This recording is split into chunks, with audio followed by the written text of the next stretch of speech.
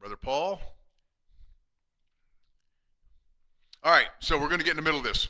So tonight, the title of this class is Passion for the Unseen. And as we get in the middle of this material, I believe it's going to make a lot more sense why I named it that. Now I'm going to start out giving you some examples, and many of you have already heard some of these examples because I've talked about them in some of our Monday and Wednesday morning wake-ups. But I want to bring it up again because it sets the tone for the rest of the class. So here we go. So the first one, patient that came in, doc, today's our anniversary. And what he was, and I had no idea. I said, anniversary? He said, yeah. I said, what anniversary? 7 years ago today is the first day I come into your office. And I said, well, Andrew, how do you remember that? And he said, well, I remember because 7 years ago today when I walked into your office, I was looking at back surgery. And he goes, and I know the other side. I'm a surgical nurse. I work all night long in surgery. I see what happens. And I was told, you have to have back surgery. I was depressed. I was in the darkest spot of my entire life ever. And I came in here 7 years ago, and I didn't have to have back surgery. I'm not in pain. I took my grandkids to Disney World, walked the whole park with no problems. And he said, I just wanted you to know. I had no idea. I had a 12-year-old come in with her grandmother a few weeks ago, and she said, I wanted you to meet Amelia. And I said, hi, Amelia. She said, you met her before. I said, I did. She said, yep. She said her parents brought her in, her mother brought her in, and she was going to have surgery. She had colic so bad that they said they would have to cut her open. She'll have a scar from here to here. They're going to pull all of her intestines out because they think it's twisted. And they brought her to you, and you did what you do, and it fixed it. She didn't have to have any problems. And she just wanted to meet you. She'd heard the story so many times. She wanted to go meet the guy that did that. And I'm looking at this young lady. I had no idea. Because they moved. Right after I saw her, they moved. I had no idea. Shannon and I, a couple of years ago, were down at dinner, one of our date nights, and we were sitting at a bar eating dinner. We always sit up at the bar. And I noticed a lady sitting over across the bar. And I noticed her looking our way. And she kept looking, to the point where, okay, that's awkward. And pretty soon here she comes. And she said, are you Dr. Young? And I said, yes. She goes, I thought that was you. She said, about 14 years ago, I come to see you. My baby was breech. And you adjusted me, and you did something with my toes, some kind of acupuncture thing. And I left, and my baby turned and had that baby naturally. That was 14 years ago. Again, I had no idea. About 28 years ago, 7 years ago, I was still an associate doctor. Actually, I had just went out into practice on my own, just started. And right up the street from where we lived was this convenience store. And when Arian was a baby, me and him would go through we went through 2 gallons of milk every 2 days. We just drank a ton of it. And I was always at this convenience store getting milk. That's where we got gas. Well, there's a lady working in there. And I went in one day, and she had her arm in a brace, and I just started talking to her. And I said, what's going on? And she was telling me that she's having all these problems. I said, well, just come see me. And she goes, I can't afford to see you. I said, I didn't ask you for your money. I said, come see me. And so where we lived was northwest Oklahoma, and my practice was south Oklahoma City. And so she had to drive quite a ways to come see me. And she came in, and she said, Doc, I can't pay you anything. You can't even believe what they pay me to work at that convenience store. I said, I didn't ask you for anything. I said, I want to help you. Yes, I'm going to help you. So I don't know how many visits she came in. I don't remember how long it was. But then I didn't see her for a year. She comes in a year later, and whatever the outstanding bill was, she paid it in full. And she came in to get adjustment. She said, I just wanted to thank you. I wanted to tell you something. Because of what you did, I got to feeling so good that the lady next door, there was an elderly lady next door, and I went to help her. I helped clean her home. I just took care of her. I was feeling so good. I needed to pay it forward. I had no money, but I figured if I help somebody else. And she said, this lady passed away and left me $50,000. And the very first thing I did was get the money and come and pay you. wow. I mean, again, had no idea. Recently, a patient comes in, and during his consultation, this is why he came in. He said, I've been to the doctor. They've been running tests. I've been doing all these things. My liver enzymes and my pancreas enzymes are through the roof, and they don't know why. They don't have a clue. And I said, okay. And so I wrote that down. And then he said, and, my lower back bothers me a little bit. But the reason I'm here is my coworker said, well, you've tried everything else. Why don't you try Dr. Young? So, like we do in consultations, I wrote down liver enzymes, pancreas enzymes, forgot about it, took x-rays, adjusted. Completely forgot about enzymes or any of that. Didn't care. Just do what we do. Well, a couple of weeks ago, this was about 2 months ago. So about 2 weeks ago, he says, Doc, he said, hey, I got good news for you. He said, I just got my blood work, Doc. All my blood work is normal. And I had to think for a second, okay, because I completely forgot, because that's not what my concern was. And he goes, and I turned and I glanced at my screen where I saw that. It's like, oh, that's right. I said, that's great news. He goes, they don't understand. They said that, well, maybe the medication's working, but Doc, I haven't been taking any of that medication. It didn't make me feel good.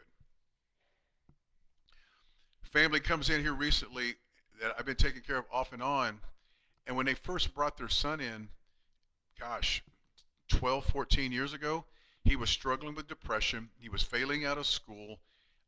He had some really dark thoughts, and he finally scared himself, and he shared those with his parents. Well, instead of taking him to the doctor and getting on all the medications, they brought him to me. And I hadn't seen him because he started getting older, and I asked about him. How's Brant's? Now, he's doing amazing. He's engaged. He's got a great job. He's just thriving. I had no idea. And then I've got a young lady that I adjusted the day she was born. Her name's Aniston, and I've taken care of her entire life. It's so weird. I can remember when she came in as a baby, I'd hold her and adjust her, and then I would have to help her up on the table, and I'd stand her up. And then I remember the very first day she crawled up on the table by herself. I do it, and it broke my heart. I didn't get to pick her up anymore. She's 22 years old now, and she's pregnant with her first baby, and she's never had a health condition in her entire life. She's never had a sickness, a disease, pain, problems, headaches, nothing her entire life. The reason I'm bringing all of this up is because many of you, like me, have been practicing for a long time.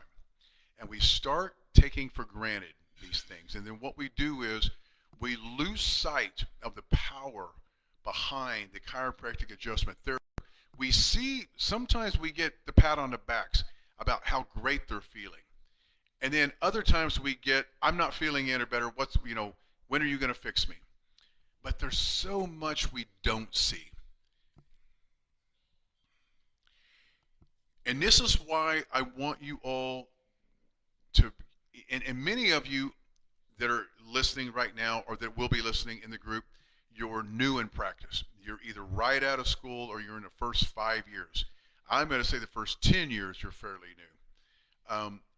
Many of you are 10 to 15 to 17, and then we've got those 20 on up past 30 and 40-year doctors. It does not matter. It does not matter. You have got to learn to stand in your conviction of what it is you do. Passionate and conviction. The secret to building a large practice, the secret to a successful chiropractic office is standing in your conviction, but you got to maintain it. You cannot waver. You cannot be 1 foot on either side of the fence. You have got to stand in conviction and you got to maintain it. How do we do that? Now, I know many of you are doing therapies. We're doing the shockwave therapy. We're doing the lumbar traction, the decompression, all the things. And you all that have been in the group long enough, you know me, you know that is wonderful. I don't care. I'm not one of those that's going to judge you. If you're doing it and it's working for your patients and you're making money and successful and you like it, do that, right? I'm not saying this, but what I want you guys to start doing is maintaining the joy of the chiropractic adjustment, because it is, well, for me personally, in my practice, I get the most satisfaction, the most gratification with that adjustment. I maintain joy in adjusting. I have no stress in my office. I have no worries. Because I'm not responsible for getting them well. I'm responsible for focusing on the adjustment, and I love to adjust. I've worked so hard on it. I've pushed myself to master this adjustment. I have patients that will come see me that have other chiropractors, and they say, I love this person. And I know them. They're great chiropractors. They are. They said, but they just can't get this. They just can't do that. You know, I know when it gets bad, I need to drive, 2.5 hours to come see you, because I've mastered it, and I love it, and I have joy in it. And I want you guys, so I'm gonna keep backing this up. Stand in conviction and maintain it. But, man, stand in the joy of the adjustment. Don't lose that. Don't lose sight of the power of the chiropractic adjustment, because all those stories, listen to me, that all those stories I shared with you in the beginning, not one of them did I do ultrasound, EMS, shockwave, lumbar traction, decompression. None of them did I do that. I adjusted them, right? Again, not knocking it. I'm just saying, remember to not lose your joy. Do not lose the passion for the chiropractic adjustment. And the way you do that, gang, is you master the moment. And I say this all the time, and I wrote this down because I want to go into it a little more detail. When you do a consultation, when you have a consultation, and I know some of you that we've had this conversation, some of you are having like your associate doctor do the consultations, or you're having your staff do the consultations, and you come in and read it and do a brief exam and walk out. That's not mastering the moment. That is losing touch of the connection. And when you do a consultation, you're going to master that moment. You're going to make eye contact. You're going to listen. You're going to hear key words, key phrases. You're going to watch body language. You're going to see someone do this. Man, my lower back has been hurting, for a long time. And you're going to say, right side? Yeah. It's just simple. They did that. But you're paying attention. Asking appropriate questions. You're mastering the moment. You're going to ask them very simple, appropriate questions. Is it worse on the left or is it worse on the right? Does it radiate down the arms? Is it sharp? Is it dull? Does it wake you up in the morning? Whatever it is that you think that you should know to help you determine really what's going on, then that's what you do. Tell them, what I need to do now is we need to get a set of pictures of your spine. I need to find out why. That's mastering the moment. You didn't say, look, we're going to take x-rays because this, and this, and we're going to get you feeling better. That's not mastering the moment. What that is that's nervous chatter. Mastering the moment is picking and choosing every thought, word, and action appropriately at the moment, at that time, that is needed to get to the point, and also articulate to them what needs to be done. When you do a consultation, when you do an exam, when you do the report of findings, when they come in for an adjustment. Again, about 3 weeks ago, and I would have given anything to have my phone set up, I just didn't. I saw 12 patients in 11 minutes. The first 12 patients, it took me 11 minutes. I looked at the clock when I started, and then the last one walked out, and I glanced over, and I counted my cards, and it was 12 and 11. That's mastering the moment. And what's amazing about that is not one person, no one was upset. Matter of fact, that's what they expected. That's what they come for, right? That's what they come for. I don't know if you saw my video earlier, but I had a patient today tell me, Dr. Young, said, I want you to run for president. I'm going to vote for you. I said, me for president? She said, yeah. She said, because if we ran our country the way you run this office, our country would be in a better shape, in a better state. And I thought that was beautiful. I loved that so much. And literally, she was in and out. I mean, I adjusted T4, C5 on the right, helped her up, and that's what she said. So learn to be present and master the moment, master the adjustment, find joy, stand convicted. And this is really important. All of you, listen to me. Brad Schaefer, listen to me. Gary Sanders, you've been in practice longer than anybody that I see on here. Richard Snow, Justin, favorite, you've been in practice a long time. Carl Foster, I think you've been in practice longer than me. All of you, I don't care how you've been in practice for a long time or you've been in practice for a short time, listen to these words. Do not allow the chiropractic visit to turn into just another visit, just another adjustment, just another visit, just a number, because it's not. It's not to them. It's not to the guy that it's 7-year anniversary. It wasn't, that visit wasn't just another visit to that baby girl that was getting ready to have major intestinal surgery. It wasn't just a visit to the lady. I mean, it wasn't just a visit to these people. It's not to them. And what happens is if we allow ourselves to allow the chiropractic visit, the chiropractic adjustment, just to be another visit, then it becomes, there's no passion. It becomes mundane. You might as well be working on a conveyor belt, like out in a hayfield. When a hay bale would come up the conveyor and I stacked it, I didn't have passion for that hay bale because I had another one coming and I'm stacking it too. Don't allow your practice to turn into that. When you've been in practice for a long period of time, and I know you guys listen to me, you guys know what I'm talking about. We all fall into that a little bit. We kind of fall into that rut of, it's Tuesday, it's Wednesday. I've been in practice for 30 years and I'm going in on Monday. And the same people I've been seeing for 25 and 30 years. But then something happened today, this morning, was really pretty powerful. I had the little boy, the 4-year-old, Bryce, come in. I've been taking care of him since he was 4. He's the one that I adjusted the Atlas. He was literally dying of asthma. Adjustment at 4, never been sick a day. He brings his little boy in today, or his little girl, little baby girl. And as he was walking out, another patient walked in, Blake, and Blake was one of my very first patients ever. And Blake turned to me and he had this goofy look on his face and tears in his eyes. And he said, he said, Tim, I watched that young man walk out with that baby and I was overwhelmed. For 30 years, you've taken care of my family. Because of you, my kids never were vaccinated. Because of you, my grandkids are not vaccinated. He said, you take care of my mother, my aunt, my uncle, my daughters, my grandkids, everybody. She said, you have literally changed the course of all of our lives. Man, you guys, it's not just another visit. And he said, when I saw that young man leave, I got emotional thinking, that was me. That was me 30 years ago with Kennedy, my little girl. And he said, because of you. And it's not, gang, it's not me. It's chiropractic. And it was because I never took the adjustment for granted.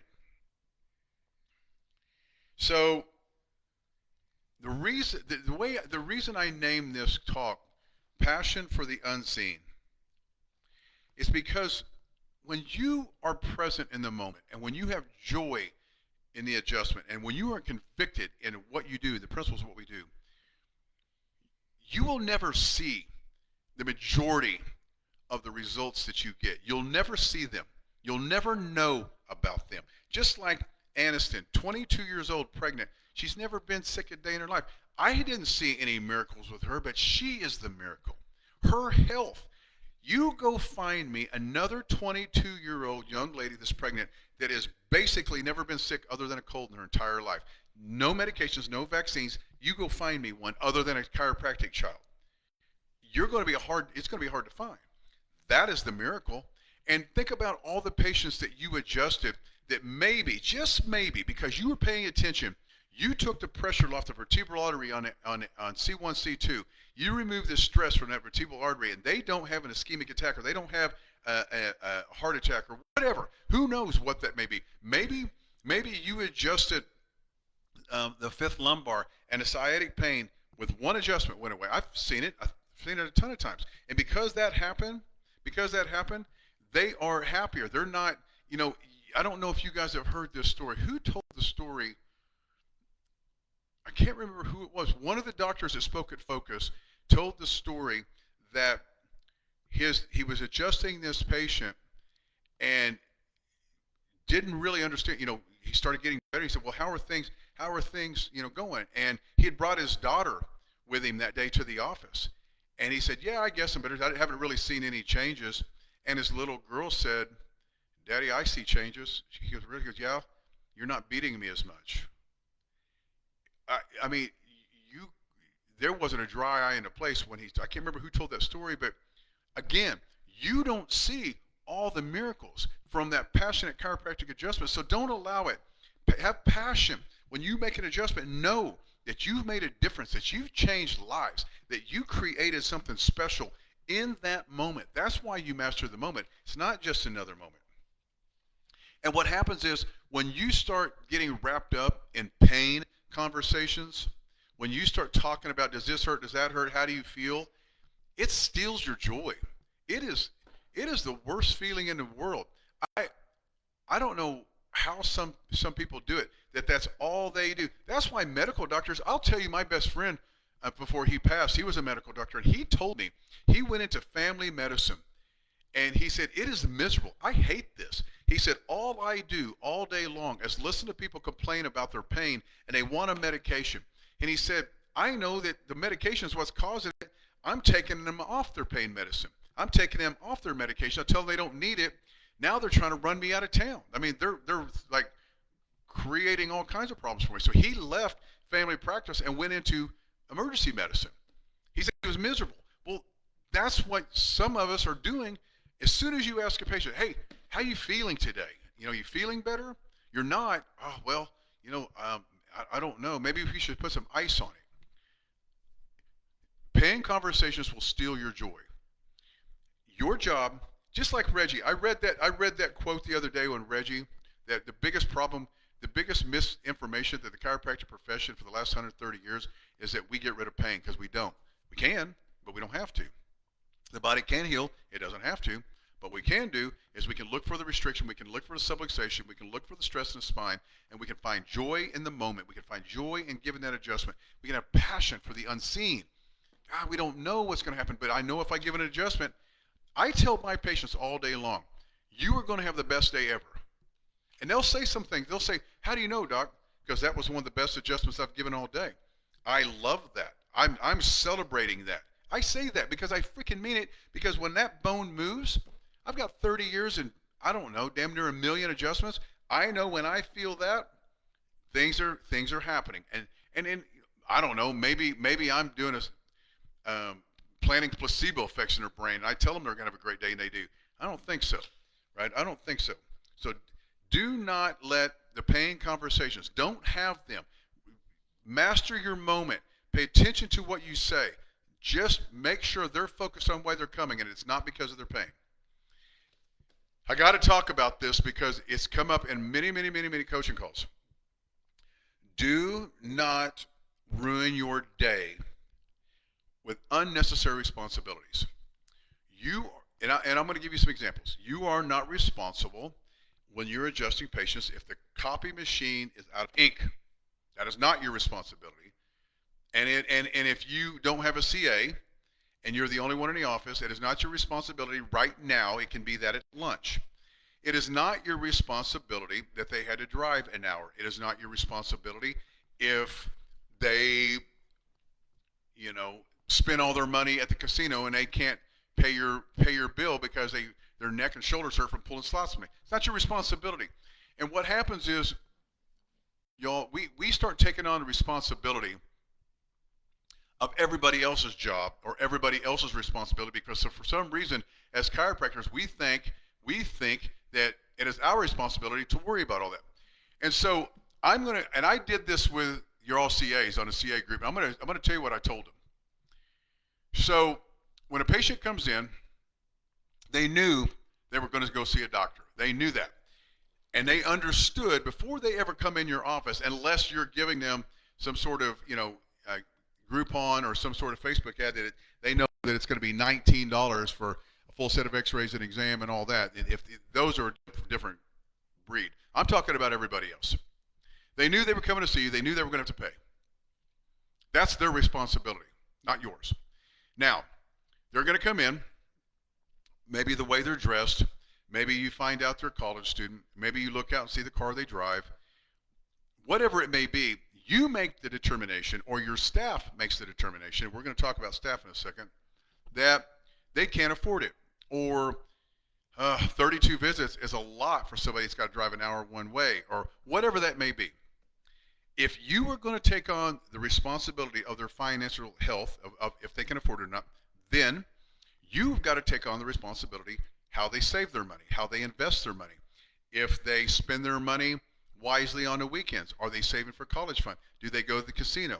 Are they spending their money on junk food, or are they spending their money on healthier food? You've got to take on all that responsibility, because if you're going to take on one, you need to take them all. If you are so worried about what they can afford, then you better be worried about how they spend it and how they make it in the first place, right? So you guys have got to get it out of your brain that all these other things are your responsibility. The only thing you're responsible for is telling them the truth. And you find out the truth by listening, taking an x-ray, studying, understanding.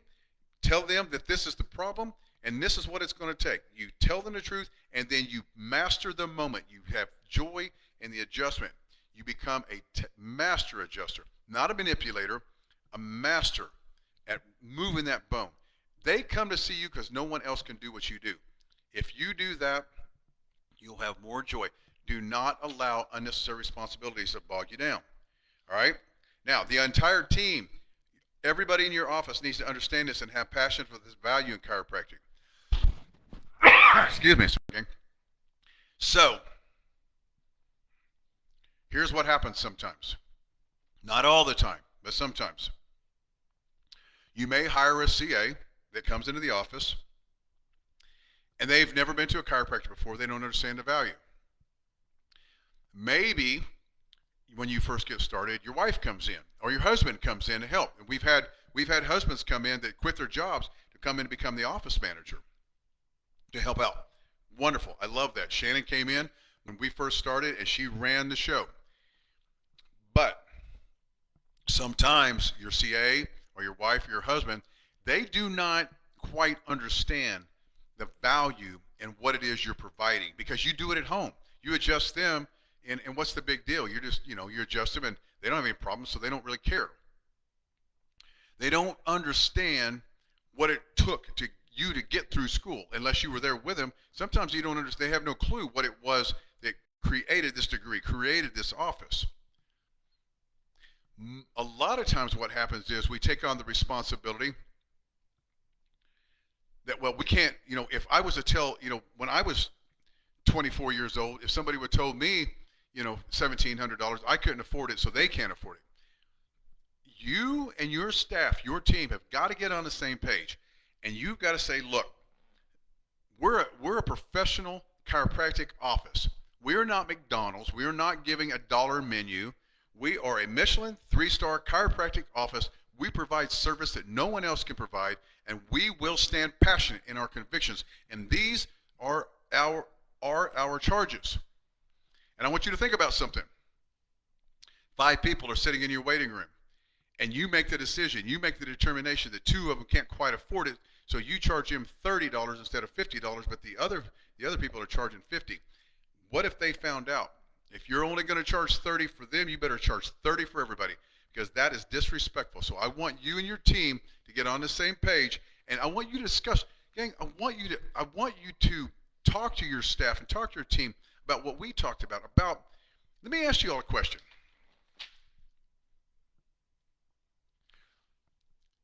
The parents with a colicky baby, is 12 years old now. If you, and I only adjusted this baby once or twice. If you would have said, okay, your baby can have this surgery, and they're going to cut her little stomach open, pull all those intestines out, risk of infection, risk of surgical whatever, or I can do this. How much would those parents actually have paid to make sure they didn't have to have surgery? How much would the parents would have paid to make sure that their child didn't commit suicide? How much would this patient have paid to know that he wasn't going to have liver disease or pancreas disease if he knew? Any amount of money. What's it worth? So that chiropractic adjustment, what's it worth? I heard Bill Bain one time Someone asked him, he said, people ask me what my fees for service. He said, they can't afford me. No one can afford what the actual chiropractic adjustment is worth. He said if that was the case, the Rockefellers would have lived forever, the richest people in the world back then. If they could pay for what the chiropractic adjustment was worth, they would have never died. Is what he was trying to get at. It was that powerful. So I want everybody in your team to get on the same page. All right. Now, some of you this may not pertain to because you are in the middle of the game. But a lot of us, comfort is killing your practice. You're way too comfortable. You have got a good rhythm going. You've got a great life. Everything is easy. You go through the week. Brad Schaefer, we get to get on our boats on the weekend, and it is beautiful. Our lives we get to live, and we're making enough money to sustain that lifestyle, and it's just wonderful. And there is nothing wrong with that, except it'll cause complacency. It creates just another adjustment. It creates just another visit. And then what happens is this comfort, we get this comfort, and then you wonder why your practice doesn't grow. You wonder why your collections don't grow. You wonder why your life doesn't change. And maybe you don't want your life to change. And then if it doesn't, then great. I'm glad you're here, and I'm glad we're going to maintain this amazing life. And if that's the case, man, my heart is full for you. But I have to say this to all of you watching right now. There is so much more. There is so much more. And you may say, I don't want more. Okay. Well, how do you know? How do you know you don't want more? You don't. How can you know what you don't have? How can you gain from experiences you're not having? And this comfort that you have is killing you. It's a slow, rotten death of life. Is comfort. I'm telling you that. And so what do we got to do to get uncomfortable? Well, maybe you're working Monday through Friday and you're comfortable. Take Fridays off. Work 4 days instead of 5. Have a 3-day weekend. Now you got to see everybody in 4 days. If you're working 4 days, work 3. Monday, Tuesday, Wednesday. Take 2 weeks off. And if you guys want to get uncomfortable, in the next 6 weeks, all of you, take 2 weeks off out of the office. How uncomfortable are you now? Now you're starting to kind of squirm a little bit and go, wait, what? I can't take 2 weeks off. Why? Because you're too comfortable. Take 2 weeks off and see how comfortable you get. And then when you get back from that 2 weeks, see see how bad you want to be in your office. See how things change. See how much they miss you. Then you will quit taking the adjustment for granted. We've got to get uncomfortable. If you're working 8 hours a day, work 6. If you're spending 5 minutes with a patient, spend 2. Get yourself uncomfortable. Start pushing yourself out of that comfort zone, all right? Now, I'm going to shift gears a little bit. Because as I was doing this, I was thinking, in my brain works a little bit different. I had the honor and the opportunity to go to lunch today with a young lady named Ava. I've been taking care of her and her sister and her mother and dad since Ava I think she was 6, and her little sister Megan was 4 when they first started coming in. And I called them my little squeakies, little bitty tiny bright red hair. I mean fire red hair, pretty little girls. And they've grown up, and oh my gosh, they're just gorgeous young ladies now. Well, Ava is getting ready to start her junior year in high school. Freaks me out. She's 5'7", just like this big around. And last week she came in with her mom and she said, Dr. Young, can I ask you something? I said, of course, Ava. She said, would you go to lunch with me? I just want to talk to you about my future and my career. And it kind of caught me off guard out of nowhere. And I said, first of all, what would you say? But obviously, absolutely, I'd be honored. So I took her to a place called Upper Crust. Many of you that have been here with me, you know it's one of my favorite places. So we went and had pizza, and we just talked for over an hour. Brilliant young lady, junior in high school. And I tell you how smart she is, and I told her I was going to tell everybody tonight. Last year as a sophomore, she took AP World History. She said, I wasn't prepared. I didn't realize I was going to have to do like 3 essays a week and have homework every night and all these tests. And she said, it counts as a college class, a sophomore in high school. And I said, just out of curiosity, Ava, world history is going to be one of the most, for me, one of the most boring subjects on the planet, and AP and all that. What grade did you get? She goes, no, I got an A. Well, of course you did. So she's just brilliant. And so I started asking her questions about her dreams and what she wanted. She's a junior in high school. She don't know. So we come up with we come up with a game plan. We're going to start a vision board. And I told her I wanted to start Googling the top 10 professions in the world to be in, the top richest women, the top.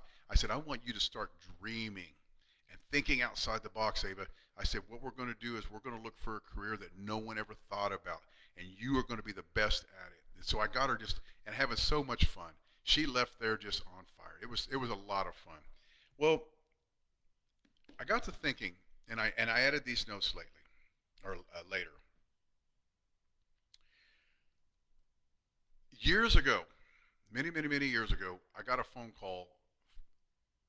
Well, I will tell you this. I'll back up even a little further because this is really a great story.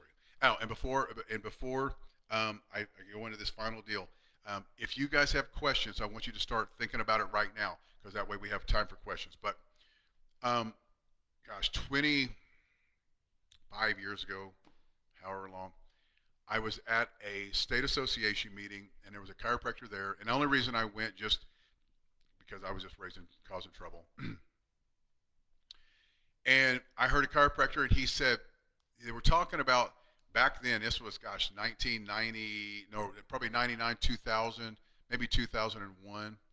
And he said, if the PTs, if they get adjusting rights, I will go bankrupt. I will lose my practice. And I was at that point back then. I just hit 200 a week, and I was on fire, man. And I started to laugh. I laughed out loud, and they all looked at me like, "What are you laughing about? This is serious." I'm like, "Are you freaking kidding me?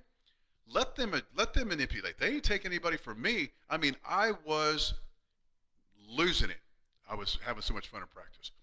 Well, that week, I called him. I got his name, and I called him at his office, and I said, "Hey, we need to go to lunch." He goes, well, maybe next week. And I said, no, we're going tomorrow. So we went to lunch, and I dove into him, and he called me and said, hey, you lit me on fire. You lit a fire. What do I need to do? Fast forward, about a month later, I get a phone call from him. He said, hey, there's two chiropractors down south, way south Oklahoma City. They're getting ready to, they're two brothers. They're going to close their practices. And one's going to go into dentistry. One's going to go into pharmaceutical sales. Oh, hell no. So he gave me their number. I called him. I went to lunch with him. I set them down at lunch, and I opened a can on them of epic proportions. I went to their office with them. They had tongue depressors and all this cotton swabs. And all that. I ripped them a new one, and then I leave. Don't hear anything from them.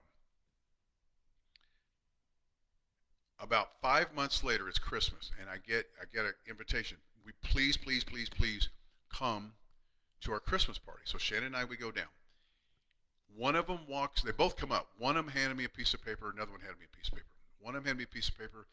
In the 6 months since I had that conversation with them and told them what to do, they grew by 900%. One paid their student loans off, the other one paid their home off. They were getting ready to quit practice, and then they ended up that. Amazing. Fast forward 5 years, I'm at a seminar, and one of them's wife stops me in a hallway, and she's crying, and she hugs me. And I'm like, what's going on, Julie? And she said, I'm pregnant. Okay, well, congratulations. She goes, no, you don't understand. Had I told my husband that I was pregnant before meeting you, the conversation would have been different. It would have been a disaster. But because of where we are in our life, we get to celebrate. And I just need to say thank you. About 6 years ago, a little over 6 years ago, I had a doctor. He might even be on here tonight. I hope he is. Called me. He said, Doc, I've got about $600 in the bank. And that's all I have. I have a son with spina bifida, lots and lots of bills, medical bills out the wahoo. He said, I have about $600 to my name. When that's gone, I'm done. I don't know what to do. If I join your group, this $600, will you help me? And I said, yes, I'll give you everything I got. So he joins. About, I don't know, I don't remember the exact time. Let's call it 4 to 6 weeks later. Shannon and I, ironically enough, sitting at the same bar, the same place that the lady that had the baby, the baby turned. She come up to me. We're in the same spot.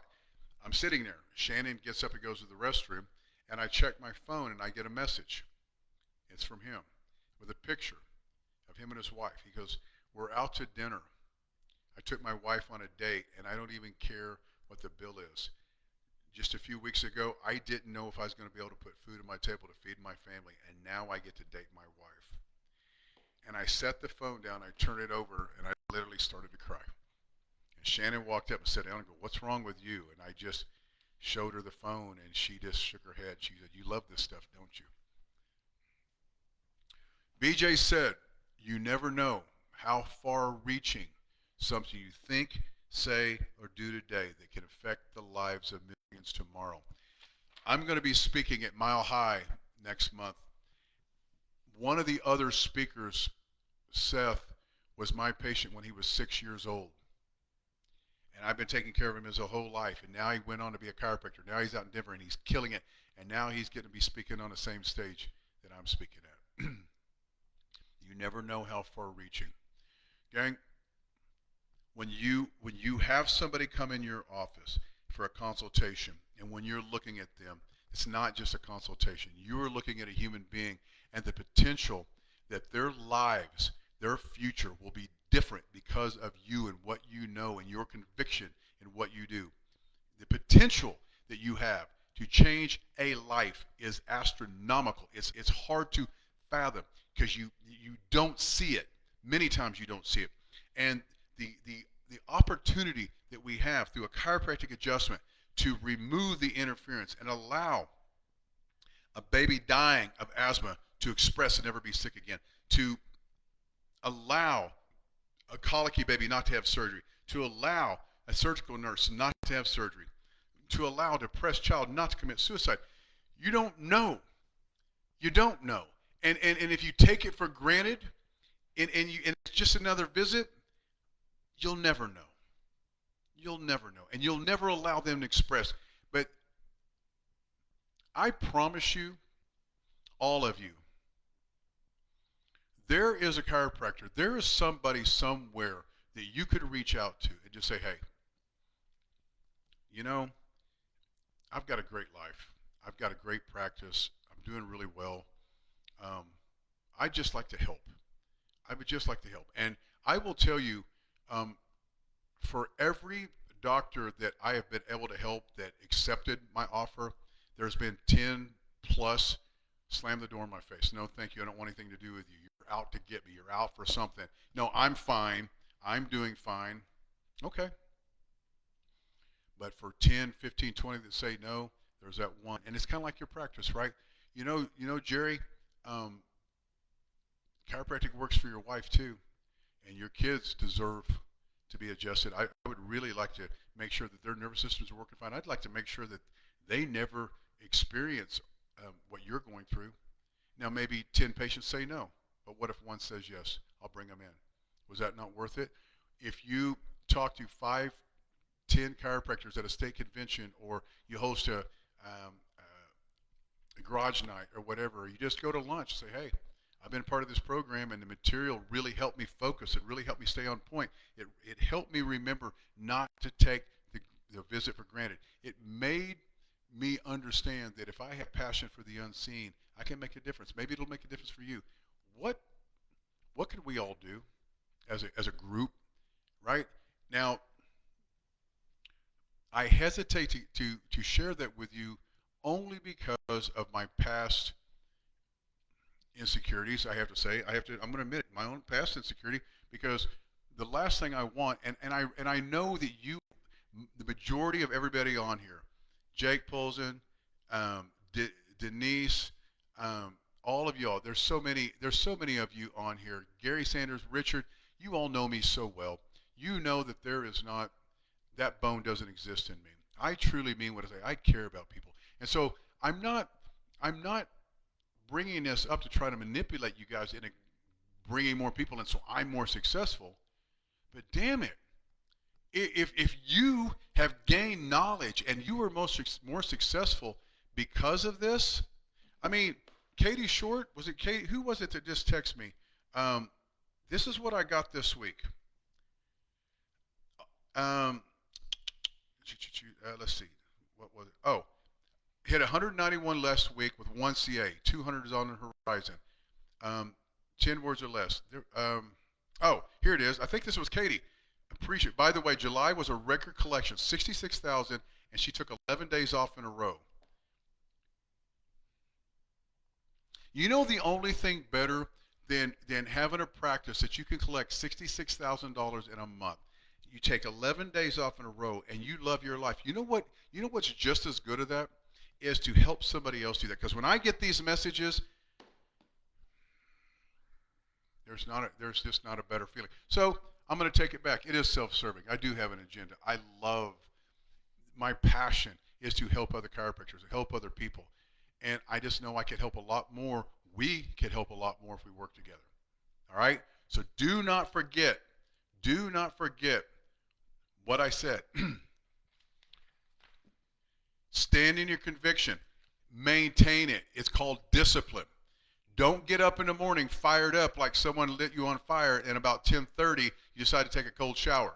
Stand in your conviction, be convicted, and then maintain it. Be disciplined. Every day they deserve it. Master the moment. Do not allow your moments to get away from you. Don't get them back. Don't waste them. Don't allow the chiropractic visit to turn into just another visit. Have passion for the unseen. Every time you adjust somebody, I want somewhere inside you, I want something to unsettle. I want you to think about the butterfly effect. They say that a butterfly in Africa can cause a tidal wave in California or whatever. Like when you make that adjustment, you are literally changing the vibration of the universe. And I know you don't think so, but it's a fact. And if your intention is strong, it's even more powerful. Stay away from pain conversations. Don't do it. Don't ruin your day with unnecessary responsibilities. Make sure your team understands that, and let's get uncomfortable. All right? I hope tonight meant something to you. And the last thing I'm going to say before I take a few questions, thank you. Thank you for trusting me. Thank you for being a part of this family, because what's great is I don't answer hardly any of the questions on our Facebook page unless it's specifically you tag me in it. You guys are taking care of each other. You know, they say a rising tide floats all boats, and it's the most amazing thing. We have such a beautiful family here.